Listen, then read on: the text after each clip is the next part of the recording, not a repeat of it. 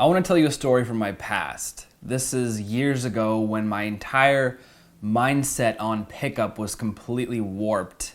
I had no direction, I had no roadmap. I didn't really know what to do when it came to meeting women, so I just kind of bumbled around aimlessly. I wasn't seeing the results I wanted to see, and things were just not clicking for me. I would go out blindly and hit on girls, and the time leading up to me actually talking to a girl was a long time because I would walk around just scared as shit, and then I would finally muster up the courage to speak to one girl, and I would fail, and I would go home, and I would think to myself, what the fuck am I doing? I am just wasting my time with this thing that I don't even know if it actually works. I didn't know that going out was actually supposed to be something fun. I would view it more like I am doing my assignment. I have to complete this work assignment. This is a chore. One day after a particularly rough session of me meeting women where I basically walked around for a couple hours, talked to 2 or 3 girls while I was nervous as shit, never hit God mode, which I never even knew existed back then.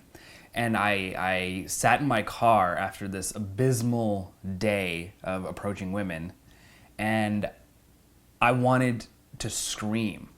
I was so fucking depressed. I'd been doing this for almost a year, and I wasn't really seeing any tangible results. I was so frustrated to see people around me with women in their lives, and I just thought, why don't I have that? And I started blaming myself, like, what am I missing? What don't I have that this guy does have, that he can land this hot girlfriend? Why am I not in his shoes? And the more and more I talked myself into this negative pit of despair, the more angry I started becoming, to the point where I was so furious that I was punching my dashboard of my car. And I looked at my hands, and my knuckles were all bruised and red, and I just remember thinking, what am I doing with my life? Jesse, you should probably stop. You should probably quit, because this is getting you nowhere and it's not making you happy. So what I did was I took out my phone and I recorded myself a message that I told myself I would listen to every day until I got this pickup thing out of my mind. And on this message, I basically said, Jesse, you are a worthless piece of shit. Don't think you're ever gonna get good at this, because you're not. Give up, stop wasting your time. If you ever have a time in your life where you feel like this is not a waste of time, slap yourself in the face, because it's a fucking waste of time. And I went on for about 15 minutes into my phone, recording myself this pathetic message so that I would convince myself not to do it in the future. And I actually did keep this message, but not for the reason that you might think. I didn't keep it so that I would convince myself not to go out and socialize and meet new people. I kept it as motivation to continue, because it's a pretty dark, depressing message. If I can manage to pull myself out of that, and I consider that rock bottom, if I manage to pull myself out of that, then I can manage to pull myself out of things that are way less serious than that. And the next day, I remember waking up and not feeling as shitty as I did the day before, and I looked at my phone, I saw the recording, and I started to push play, thinking, maybe I can feel shitty again and I can actually listen to my own advice and not go out today. But as I listened to it, I realized how silly I was in the moment and how much I was just giving in to my temporary emotion. And instead of looking at the message as a source of depression like I thought I would, and anxiety and negativity, I saw it as something positive. And I went out that day and I had a very good time, a better time than I've had at any moment previous to that. And it was because I really didn't give a shit anymore. I hit rock bottom. I wanted to give up. I was punching the inside of my car. I left myself a pathetic message. And I thought to myself, well, I have nothing to lose now. I have no ego with this anymore. And once that happened, I actually had a good time going out. I actually had a good time socializing with people. And I used to have pretty bad social anxiety. So the fact that I was able to go out and have a good time, despite the fact that I had this crippling anxiety, was amazing to me. And it all had to do with my change in mindset. I was no longer viewing this as work, like I said. I started to view it as something that was fun because I really didn't give a fuck anymore. And when I stopped giving a fuck, I started having fun. And that moment was the turning point in my life. And not just when it came to women, but my life. I didn't have the same outlook on life that I used to have. I didn't even have the same anxiety that I used to have. It was incredible. The amount of not giving a shitness that I had equated to me having a lot more fun. And that carried on for years and years and years. And the next few years of my life were a roller coaster of adventures.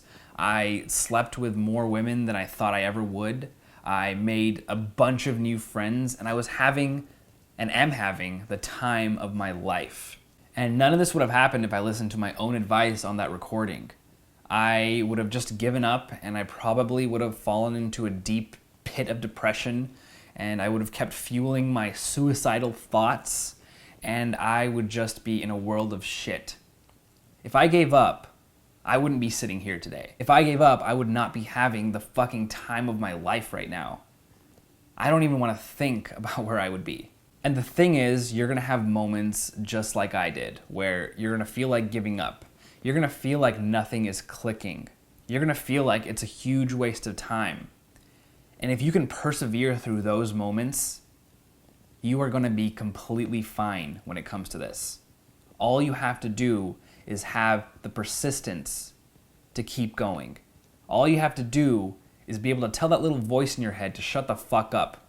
Because whether it likes it or not, you're gonna keep going. It's moments like that that really show you what you're made of. You have to push away the weaker side of you and just fucking do it. Throughout this journey, you're gonna have some small epiphanies and you're gonna have some very, very large epiphanies. You'll have crazy adventures, you'll wake up next to a naked, beautiful girl and wonder how the fuck you got here, and you'll smile, thanking yourself for not giving up. And when it comes to Simple 30, don't skip a day. Don't give up. Stick with it. Because if you do, we are going to blow your mind in terms of what's possible. See you tomorrow.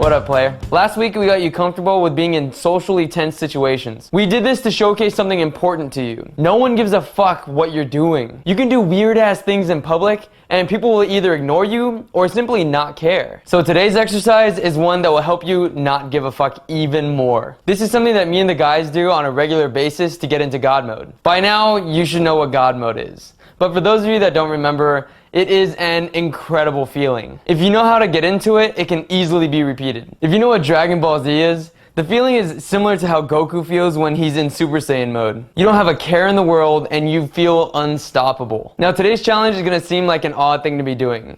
And you may even question why you're doing this and what this has to do with getting girls. Well, there's this theory I have. Which really isn't a theory because it's been tested and proven to work with every single person I've worked with. But here's what you do. If you're ever feeling anxious or you're feeling like shit, get on the floor and start doing some push-ups. You need to make sure you do this in a public place where a lot of people are walking by. This exercise does a couple things. First, it'll show you that the anxiety that you feel is very similar to the anxiety you feel before approaching a girl. This anxiety is irrational. Nothing bad is going to happen to you if you get down on the floor and start doing some push-ups. In fact, it'll do you some good. Same goes when you approach a girl. And secondly, after that initial anxiety, your brain compensates by giving you this natural high. And this natural high is what we call God mode. There are different levels to God mode. Depending upon your personality, different things will get you into God mode faster. But for me personally, doing push-ups on the floor is a great start to getting me there. So for today's challenge, here's what you're gonna do. You are gonna find a busy street, drop down, and give me 10. And if you can't do 10 push-ups, just do as many as you can.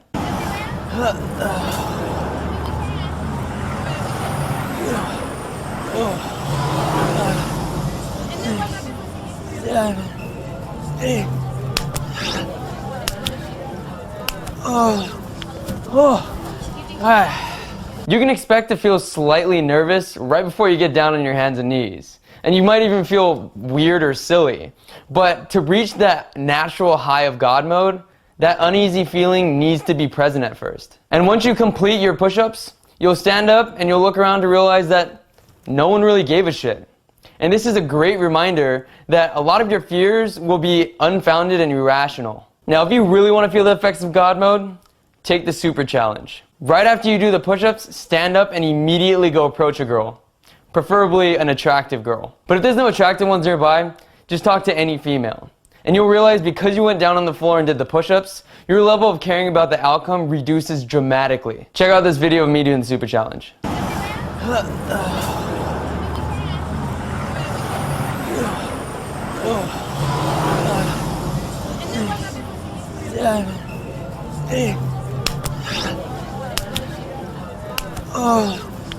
Hi. Hi. Hey, what's Thought you up? guys were Worked out cute. a lot? Yeah, I thought you guys were cute. I had to come in at least say hi.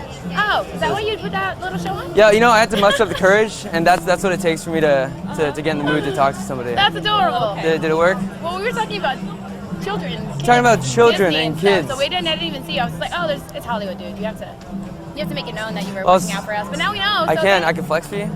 All right. Actually, no. I'll be embarrassed because my arm is too small. You know. But you just pumped up. You see, that's the sad part. Even with a pump up like that, I'm still kind of small. That's okay. At least you're honest. Yeah. If you can, don't even look. Now I'm insecure. Oh, don't See how be insecure you made me feel? I'm sorry. I'm gonna go sorry. cry. I'm about to go Don't cry now. Don't cry. So wait, I'm curious. How much money do you guys actually make doing this? Pretty I've decent always money. wondered. Pretty good money. So if I wanted to do this, I You can wanna make a be living. Aladdin? He Oh could shit. Look like Aladdin. He could do Aladdin. Oh snap. He could do Aladdin or Peter Pan. That's true. What if Little I Black was, Way. you know, one day, next day I could be That's Aladdin, true. back to Peter, back to Aladdin. That's true, and you get more money that way. You Yeah. just need a good costume. Now, some Really? of these costumes are dirty and gross, but if you get a good costume, it pays for itself. You in guys, a day. you guys Yeah. look legit. Thank you. We So- actually just went to a preschool. Really? To say hello to kids. Yeah. It was awesome. Aw, It was the best. That's cute. Which is what we were talking about because they were just the cutest. All right, here's what I'm gonna do then. I'm gonna go run over to the costume store, get some materials, make a costume, and then we're gonna be Aladdin and Jasmine, and then we're gonna be Peter Pan and Well, you Tinkerbell could together. probably buy one ready-made. Really? Peter's costume isn't that difficult. Peter's And costume Aladdin's is easier to put together. And Aladdin has two. You can do the royal Aladdin or you can do the street rat Aladdin. I don't like the calling it important that, but thing we're to baby. remember is shoes. What? The important thing to remember is shoes. Shoes. Yes. Why is that? Because everyone thinks that they can just wear like a sneaker or something, but that ruins So it. these shoes don't work. No. No. Are these gross? Well, they're not They're- gross. they're pretty They're gross. just It's not Aladdin or Peter Pan. I'm saying this because I was about to get new shoes today. That's why I'm here. Just go shopping a little bit. You live here? They look like shit. Close by. Okay. What about you guys? Isn't it expensive as fuck here? It is. That's why we live.